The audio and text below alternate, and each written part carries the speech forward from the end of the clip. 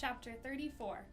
Another year passed. As May neared, I found myself hosting more scraps of fabric than budding leaves.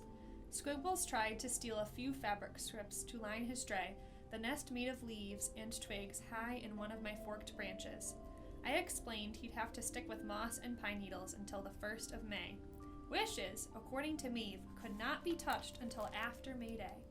Then, the ones that weren't carried off in the wind or dragged to the ground by the rain could be removed by people, or by enterprising squirrels.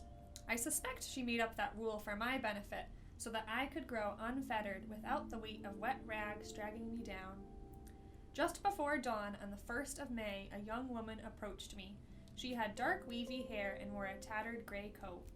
In her arms was a wrapped bundle. "Psst," Squibbles whispered to me. "Here comes another wish, Red." But Squibbles was wrong. There was no wish. Swiftly, but with great care, the girl placed her bundle in my hollow. A thank you for Maeve, I realized. A loaf of bread, perhaps? The girl had probably been one of her patients. She was gone as quickly as she'd come. Like a hummingbird, I thought. There, then not there. Like a gust of wind. Chapter 35. Just a few minutes later, Maeve opened the door of the little brown house. She smiled at me and at the scraps waving in the early morning breeze. And then came the cry. Wail was more like it. Coming from me. Not the meek peep of a wren chick. Not the shy squeak of a mouse pup. No, this was a cry of righteous indignation. This was a baby. Chapter 36.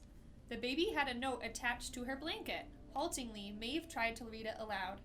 Italian, she murmured. Only later, when she consulted one of her patients, did she understand its meaning. Please give her the care I cannot. I wish for you both a life of love. The baby's hair was black. Maeve's was red. The baby's eyes were brown. Maeve's were blue. The baby was Italian. Maeve was Irish. They were made for each other. Maeve named the baby Amadora, which meant in Italian, the gift of love. Chapter 37. Many in the neighborhood didn't approve of an unmarried Irish woman raising an abandoned Italian baby. People talked as they will, and they tisk-tisked as they must. Some people were even angry. They said hurtful things. They told Maeve that Amadora didn't belong. They told Maeve she and the baby should leave. Maeve merely smiled, held Amadora close, and waited and hoped. On dark nights when hope was scarce, she would sing an old Irish tune mixed with a newer Italian song that she had learned from a neighbor. The melody was sweet, the words were silly. The effect was always the same, a smile from little Amma. Sure enough, the longer Maeve waited, the kinder people grew. And before long, Amma, as she came to be called, was as much a part of our messy garden as all the rest of us. When Amma was old enough to feed Squibbles and his family, she did. When she was strong enough to climb me, she did. And when she was ready to make wishes of her own, she did. Amma grew up steady and honest and kind, like her mother, and had babies of her own, and then grandchildren and great-grandchildren.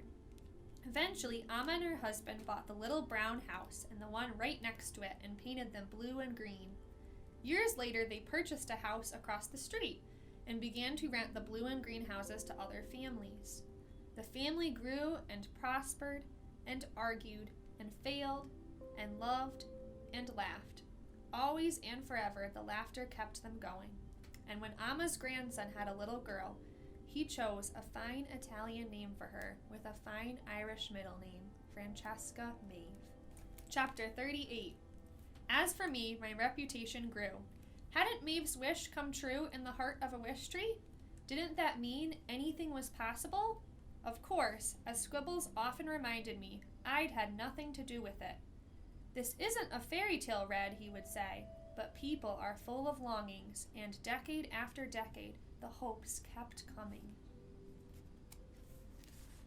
A blessing and a burden it has been, all those wishes, all those years, but everyone needs to hope. Chapter 39. At long last, I stopped talking. Once the words had spilled out, it was like trying to stop the wind. In the silence that followed, I felt as if the whole world was holding its breath. I had broken the rule. Stephen and Samar still stared open-mouthed at me.